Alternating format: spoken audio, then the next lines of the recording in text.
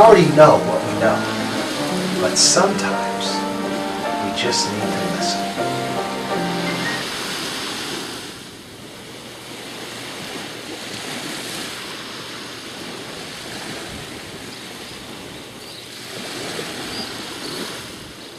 There's a couple things we want to talk about today, a couple topics, a few topics that are happening in the world today, and hopefully we can tie them all together. We come up with some insight. The light bulb will go off and our lives will change. It can't happen, you know. But it's sort of like a diet. Some of you know I've been working out since April 1st. Today's like the 153rd day. And I started working out early in April. I had an abdominal injury. I had to take it easy. I didn't know what it was. Folks were telling me to go to the hospital. Could have been a hernia, could have been this, but you know how men are, some kind of pig-headed sometimes. It just didn't seem that bad to me. I mean, it was terrible, don't get me wrong, but maybe I just felt that I could heal myself. And it worked. And in the course of that, I got on this workout kick. And I've been at it strong for 5 months. And now it's no longer like a workout. It's just a part of my way. It's what I do when I get up in the morning. Try to get up early in the morning and work out for 45 minutes intense, and then wake up my daughter for school. And the day starts. This is just about the other day before yesterday. I woke up late, you know, I overslept. I got her up, you know, and we got her ready. My wife got her ready for school. I took care of that. I still worked out. I had 10 minutes to take a shower, get on the road, and go and get to work because that workout is no longer just the workout that I do. It's not just a part of me, it's a part of my way.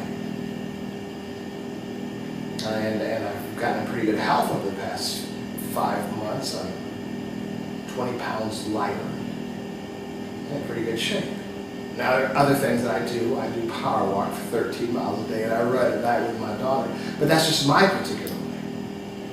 Everybody has their own way. Try to eat right, take vitamins and all that.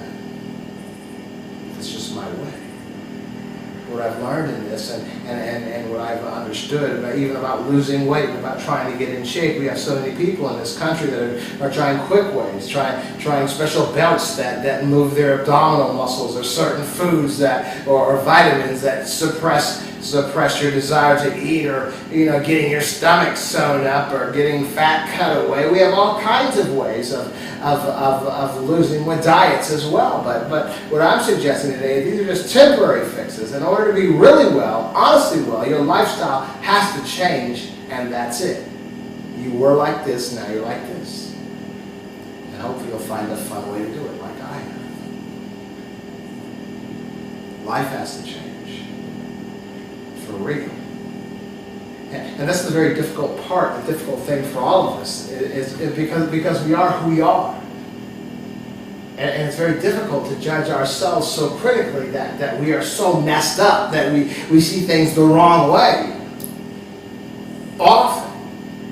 But when you consider how many diets you've been on and you've tried to lose weight, or how many times you've signed up at a gym and not followed through.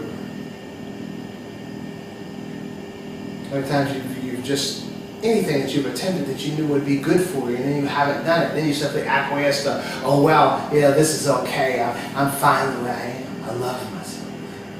Really? And if that's the case, why did you try so many times?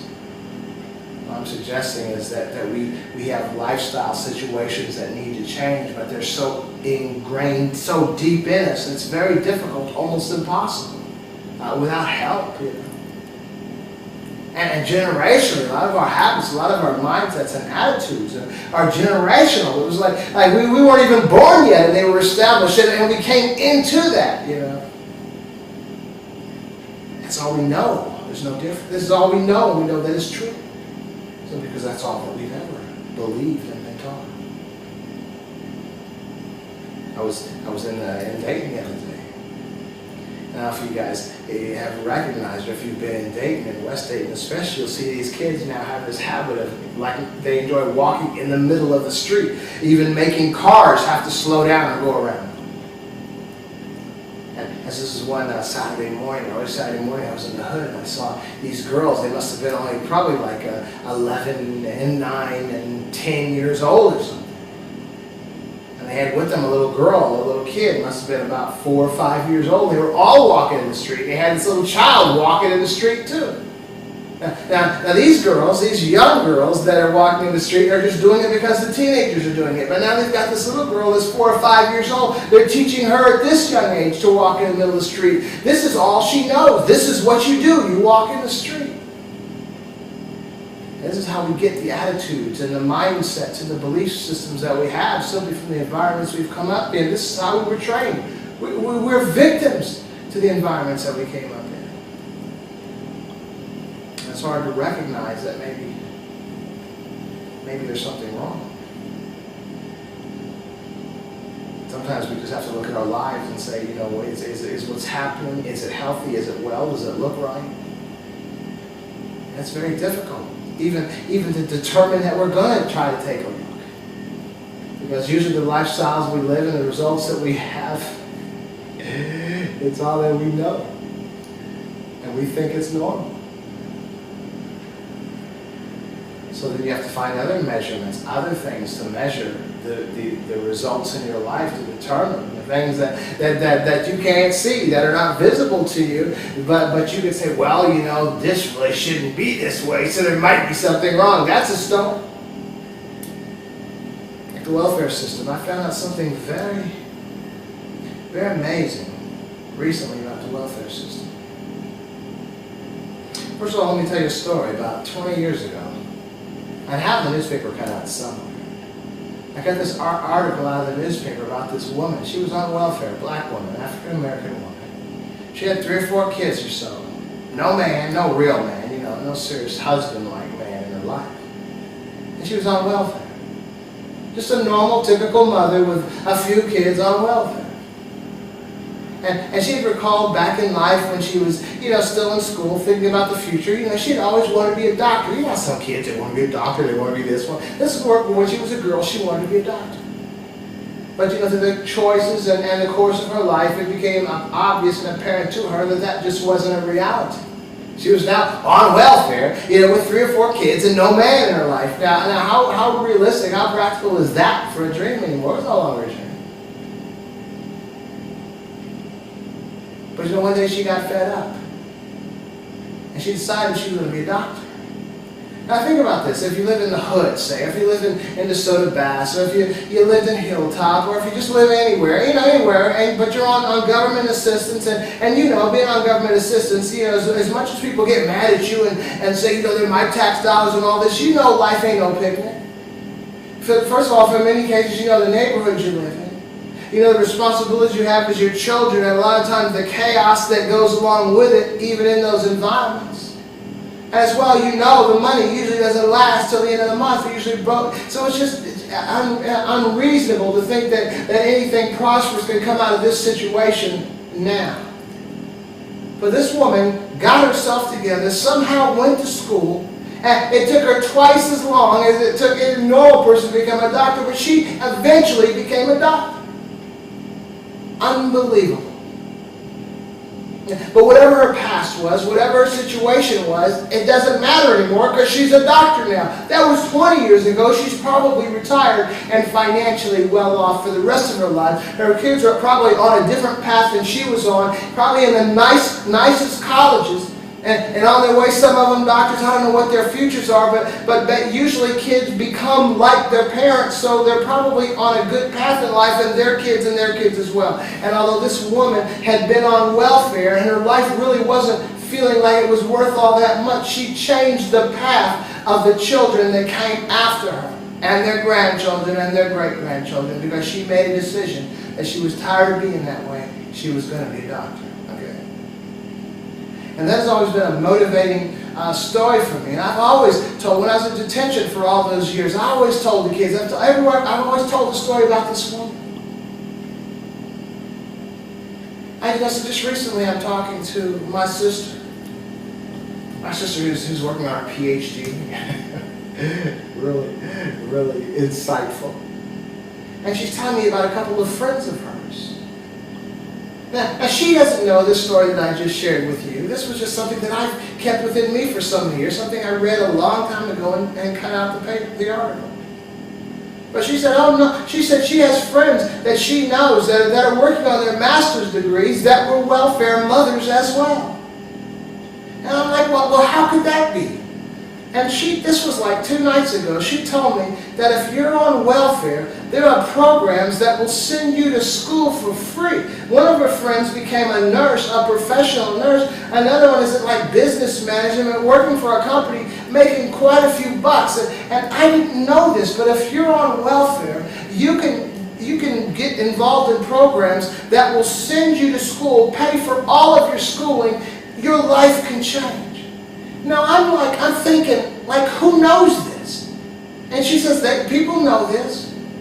The people in the neighborhoods on welfare, they know this. Now, is that true?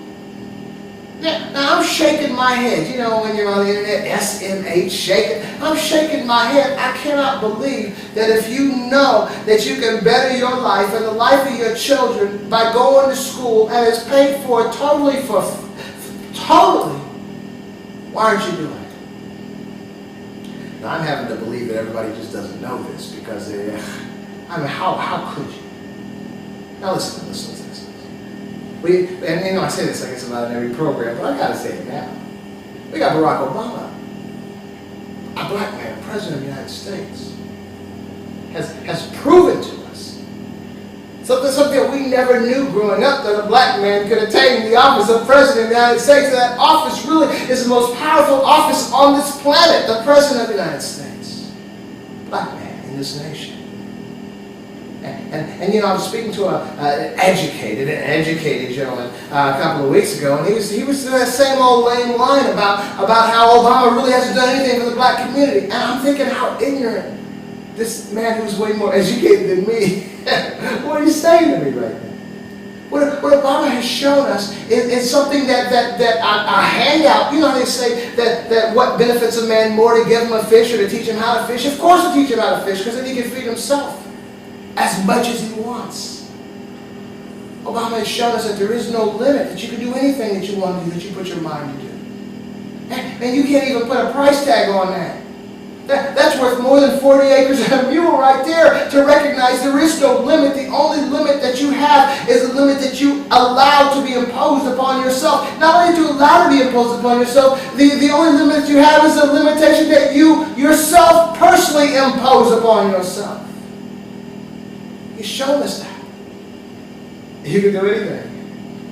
For real. Look at our community. Look at your life. Destruction, self-destruction. Look how out of shape we are. Look how unhealthy we are. We're drinking alcohol, which is actually poison into our minds. But when you see alcoholics on the street, when you see drug addicts on the street, when you see folks with these kind of addictions, how do you think they started? They were just young, cool guys having fun with their friends.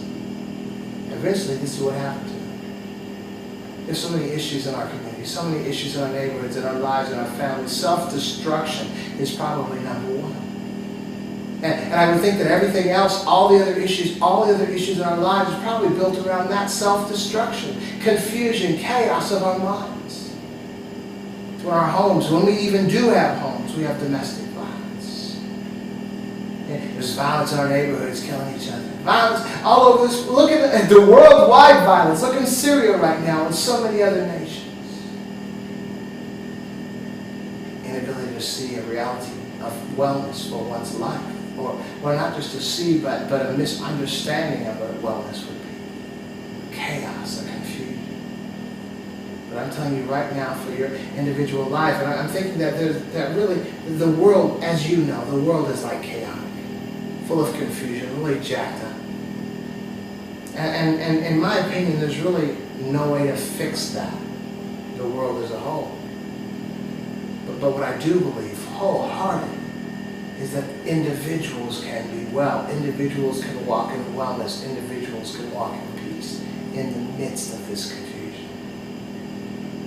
But that takes some critical thinking, some critical looking at one's own life and determining that things just aren't right.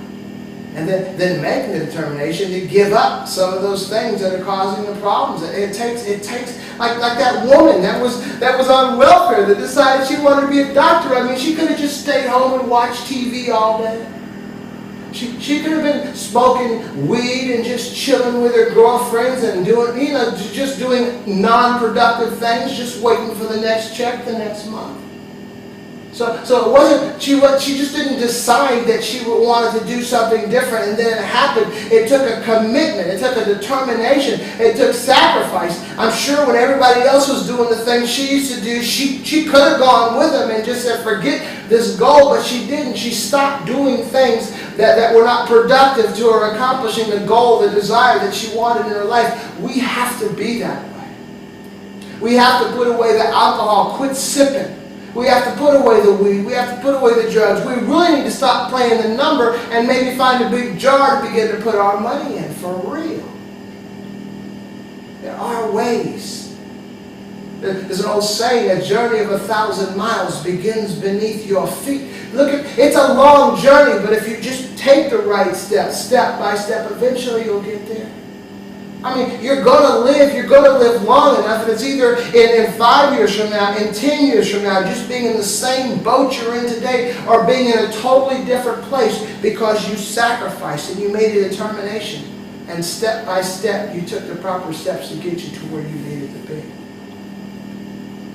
That's what I'm saying now. A lot of this unhappiness, this self-destruction and the violence and chaos that we're causing in our lives and the lives of others is simply because of an unrest in the innermost recesses of our hearts, of our minds.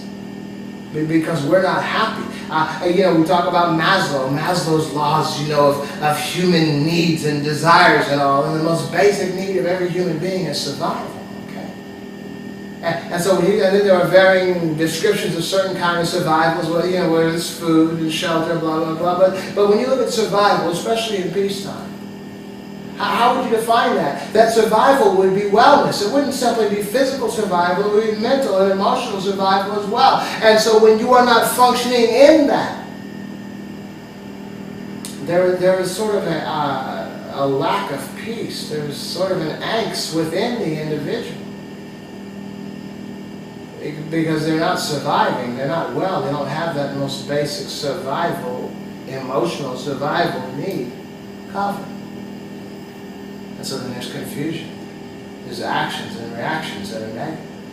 Sort of like any kind of sickness that you have, any kind of physical malady that you have, you would have manifestations, you would have symptoms of the illness, that the things that you're looking at that are not quite good, whether it's oozing, bumps or a sore throat or a runny nose. Those things are not the illness, those things are simply symptoms, manifestations of an illness. So I'm suggesting that the violence and the chaos and the negativity and destruction that you see in our communities, that's not the illness. See, that's the problem even with the legal system. I mean, the legal system is necessary because society has to be protected, okay? But they're dealing with and challenging the symptoms, not the illness. And so that's why the people will continue to be the way they are. That people will continue to break the law. People will continue doing things that are self-destructive and destructive to their neighbors because you're talking about symptoms of an illness. The illness is not being dealt with. The illness is a lack of peace. The illness is a lack of even a hope or possibility of peace because there's no real clear reality on what that peace entails. So it just isn't realized, and these symptoms keep manifesting. Okay, when I'm telling you what it is right now, it's a particular wellness that we need to walk in. It's a particular survival, which is emotional and needs being met, and peace. See, we're not really meant to be criminals, people are not. We're not really meant to be victimizing each other and destroying each other and ourselves. That's not the way we were made. We were made to be well. We were made to be happy. And that's all we're really seeking. Look at the criminal activity. Look at the way we victimize other folks. Really, even the most heinous crimes. It's in a perverted way, the individual is trying to find some sort of happiness, some sort of contentment. But these are just symptoms of the illness. So I'm just suggesting the first thing we have to do is realize. See, it's different today. It's not, certain countries it'd be really difficult because folks are actually fighting for their lives, like in Syria, being gassed and all. They don't have the time and the luxury to critically examine their life, but in this nation we do. And in this nation we have this welfare system. Now come on, you're on the welfare system, you're taking money. If you are, you know somebody that is. You have the means to go to school for free. What's up with that? There's just some decisions, some choices have to be made. And if it's that difficult making decisions and choices for yourself, just take a look at your little kids, the little faces that are looking at you. What kind of life are you condemning them to? The life that you're living today, is it really that good? Is it? I saw a mother the other day walking down the street. The mother looked like she wasn't even 30 years old. She had a daughter. She probably was 35 or so years old. Had a daughter who was about 15 or 16, pushing a little stroller with her little baby girl on it. They were all three walking together. Now the mother of the mother, the grandmother, I mean, you could tell she loved this little pretty baby girl. But inside she looked like she was kind of upset or uptight as well, disappointed as well, because she realizes the situation that her daughter has gotten herself in, that her daughter probably doesn't even realize yet. Be an example for your kids. We don't want them having to go through what we went through and to become what we've become. We want better for our children. It's up to you. It's up to you. But that takes sacrifice. Can you do it? Can you do it? Can you sacrifice your desires today for a reward tomorrow? I think you can. If not for your sake, for the sake of your children. Well, we'll close with that. I do want to thank you once again for joining me in this. Kick it around.